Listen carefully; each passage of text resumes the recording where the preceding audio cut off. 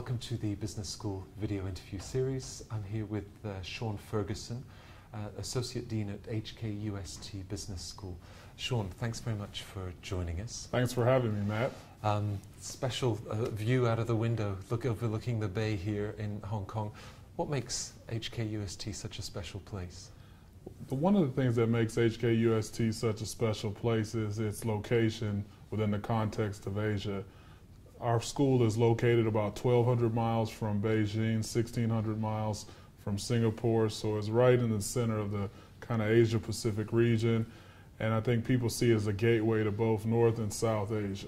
Mm-hmm. There seems to be an entrepreneurial edge to the city. Mm-hmm. Is that reflected here at the school? Definitely. I think a lot of our students see Hong Kong as an opportunity, as a gateway to get into Asia. They see it as a platform.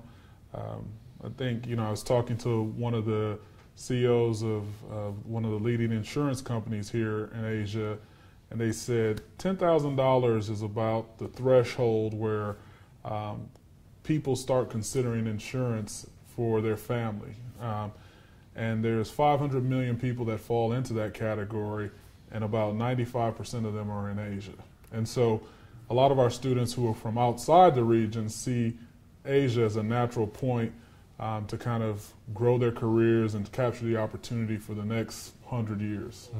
This region isn't always cut out for everyone. If you're looking for a kind of US MBA with a cookie cutter rotational program, this region is not for you. But if you're taking the long-term view and you're thinking about where your career will be 5, 10, 15 years down the road, I think this region's unrivaled. So you got to have a little bit of a risk-taker edge, and it kind of talks to the entrepreneurial spirit that you were talking about earlier. And so if you have that kind of mindset, I think this is the place for you, and the long term will be great. If you're looking for something that's kind of safe and cushy, Asia is probably not the place for you. Right. A few years ago, McKinsey produced a report that said in the war for talent, China needed at least 75,000 internationally minded managers. Mm-hmm. Is that still the case today? Oh, I absolutely think it's the case today. And so one of the things that we've seen is that business managers need to have a global view, right? And so I think the last 10 years for business schools in this region, people focused on doing business in China. But now that China is kind of developing a consumer class, there's more, I think, doing business with China. And what we see for our school is that we want to capitalize on the doing with as opposed to just doing in. And so that's going to require managers who can broker two sides of the deal. So it's going to require us to have Latin Americans who can understand the Asian culture, China in specific.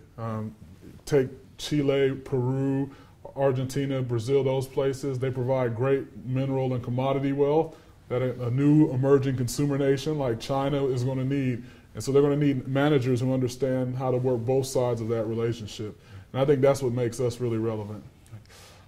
The business school obviously trains leaders. Mm-hmm. Is there a nuance or any difference to an approach to leadership from the Asian perspective? Well, I think the environment shapes a lot of the outcomes that go on in whatever region you're in. I think being here in Asia, we have a lot of Asian students who are represented in our curriculum, not just from China and India like in the US, but here we have Indonesians, Malaysians, Filipinos, Singaporeans, etc. And so I think you get a much more diverse view of what an Asian looks like here.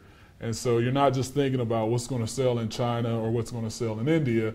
You start to realize that a place like ASEAN has 600 million people. That's bigger than, most countries in the world. The only places that are bigger than that are India and China. So, and being in this environment amongst these kind of students, I think helps make our experience a little bit more richer as far as teaching leadership in Asia. When you think about ASEAN as well, you can't paint it with it's not a monolithic kind of region where one culture dominates, and so you have to have an appreciation of nuance and subtlety in each of the different cultures in that region. And so one of the easy ways you're able to get that appreciation for that nuance is to be in an environment where you're exposed to people from that region. Now, of course, in that classroom of 110 and all those nationalities, there's the embedded idea of your network. The Chinese talk about a network in terms of guangxi. Right. What have you observed about guangxi, and perhaps what we can learn in terms of networking skills? Well, I think Asia and China are very network-oriented cultures here, and Hong Kong in itself is a very kind of network or relational culture itself. And so, you know, when students, I talked earlier about coming here, and, you know, it's not like a U.S. business school where you go and find a job on a job board. A lot of times, the way you find a job is through relationship building, either through the local population or more the regional population, or through the expats.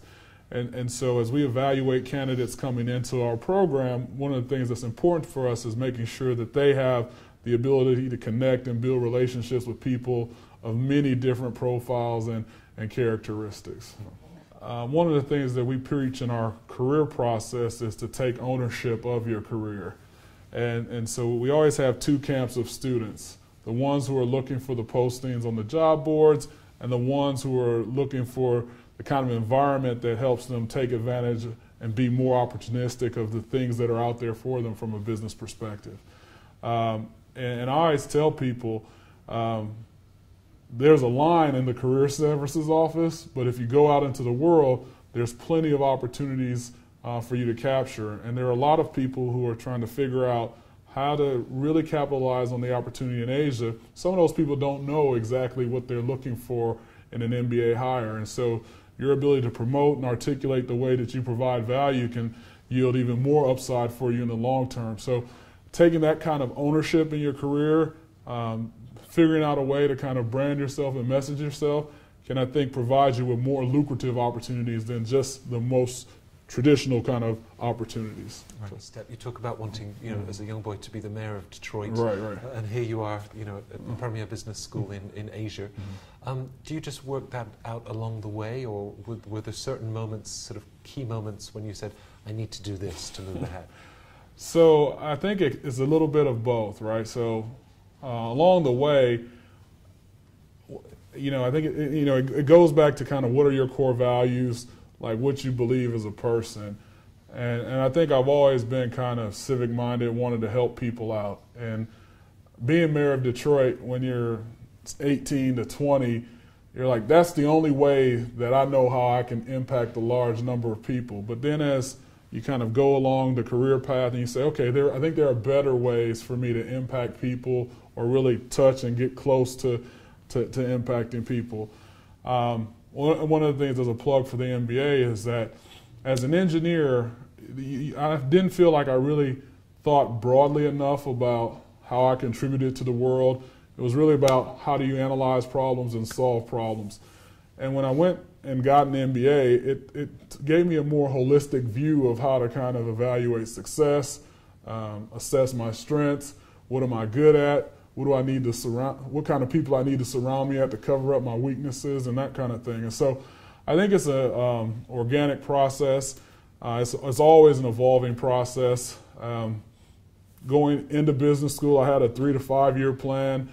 And what I've realized now is that those are good, but it never has turned out the way I thought it would turn out. And so what I want to do is really always focus on the moment, continue to do things that I think are fulfilling to me, and then if an opportunity comes up, you know, be opportunistic and capitalize on it. If not, wait till something comes along that does really suit you or captures your interest.